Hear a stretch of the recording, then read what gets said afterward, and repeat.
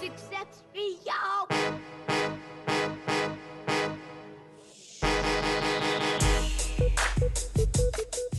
really glad to hear about your paintings, Beth, and about the way in which you've been playing with texture. That's really fun. Yeah, cool. Yeah, that's definitely something I like to do. I like to play with texture and with the paint and with the surface of the canvas. I like to do that and scraping things down a little bit here. And yeah, we were talking about Snizzle a while ago. It's called interior landscapes. Interior landscapes? Yeah. Okay. Yep. Yeah, because like what I'm doing with this series is I have a meditation practice, and so I wanted to like use it in a way where it would help me to get out of that frame of mind of like trying to figure out what to do, instead of intellectualizing about how it should be, just to kind of get out of my own way and really, you know, just really get into the painting, get into like working with what I'm doing. There are 4 paintings right on this wall here, and then there's another one that's just down the hallway a little bit above. There's a table, a little niche back there. But there are lots of other paintings in this series, but I started to paint really large. These pieces are mostly 5 feet by 5 feet. And the one that's down a little further it's a different format. It's a rectangular piece, and it's like 3 feet by 2 feet, I think, or 48. I can't remember. 48 by 36. I can't remember. But I actually buy this wood, and it's a heavy duty kind of wood where the corners are all mitered, so that all you have to do is you get the size wood you want, and then you going to start hammering things together, and they stretch the canvas on it. It's all stapled on in the back, but it's almost like building a small piece of furniture, or I don't know, relatively small, big, I don't know, but it is. It's like building a piece of furniture. I am curious about the red drips. Oh, this right The here. little piece of Pollock in the corner there. Oh, I don't know. I just there are different places on this painting where there are drips, and I like to incorporate different things depending on what feels right. I mean, that's part of the process. Is that I use the meditation practice as a way to just let myself do what feels like it's the right thing to do, and I don't have any idea when I say the right thing to do. It's really, it's kind of a wordy way of trying to explain something that's really impossible to really describe, because it's just in the moment. Yeah. So like how did I know how to do this right here, or how did I know to make these marks here?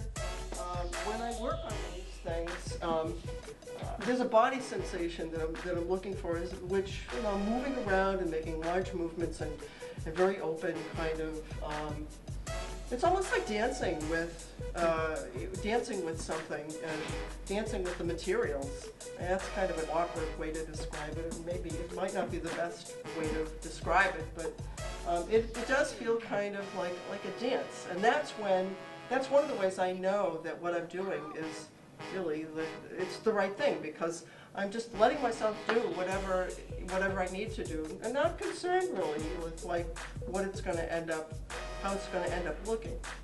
But what ends up happening because of that is I can feel very uncomfortable with what I've done, with what comes out of it, of all of the activity on it.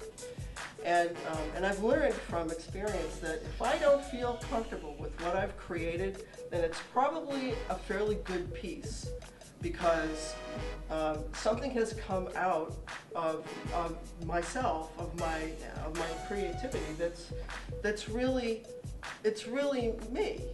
Somehow it's really me. It's not contrived. It's not thought about. It's really, there's a total freedom that's come out. I'm really glad that I quickly came to this point of being able to talk about that sense of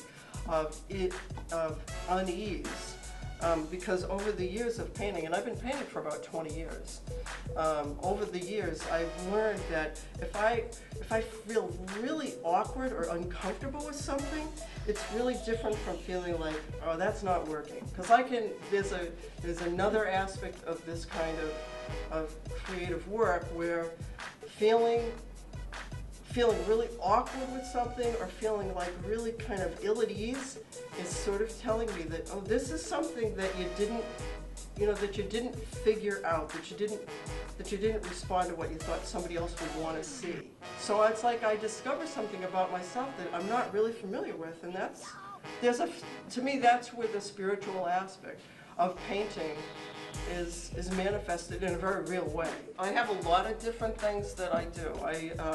For somebody who's watching this right now and seeing these paintings and hearing me talk about this, I make video. I do video editing and audio editing, and I do this oil painting, and I also I help other people with their productions here at CCTV. I've learned a lot from being at CCTV about, I guess I'd say a lot about theater, and so it's really nice actually to have been invited to show my work here at the Karen Aqua Gallery,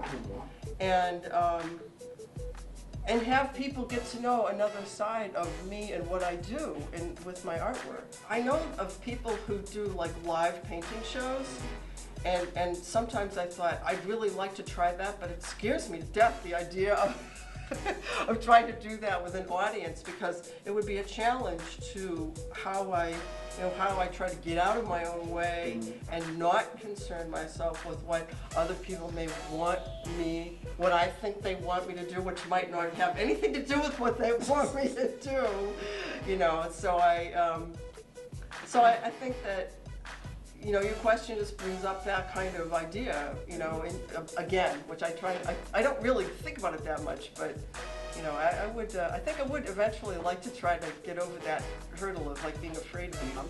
I joined CCTV over 2 years ago, and they used to have these incredible producer meetups, and it was really how you connected with people who were in the, as members. And I met this woman, probably one of the first ones. She's probably the first person at CCTV that I felt I really connected with. She had this really warm, colorful, unique personality, and I think it's completely reflected in her artwork. I'd never seen any of her artwork. I had no idea that there was this other incredibly expressive side to her. So I want to encourage her to maybe, paint a set design or do something with this part of it, because I feel like this is what, film and TV needs, more stuff like this, like tactile arts. I would definitely do that. Yeah, thank you for that encouragement. Well, thanks for asking me to do this. I'm really happy to talk about it. Beth Redmond Walsh, ladies and gentlemen. They can go to waltcandyart.blogspot.com, and I also thought I would add that today I'm going to be, this is the last, well actually today and tomorrow, the last couple of days of this show, and I am asking that anybody who would be interested in buying a piece of the artwork, whatever amount you actually pay for one of these pieces, I will donate half of that to CCTV.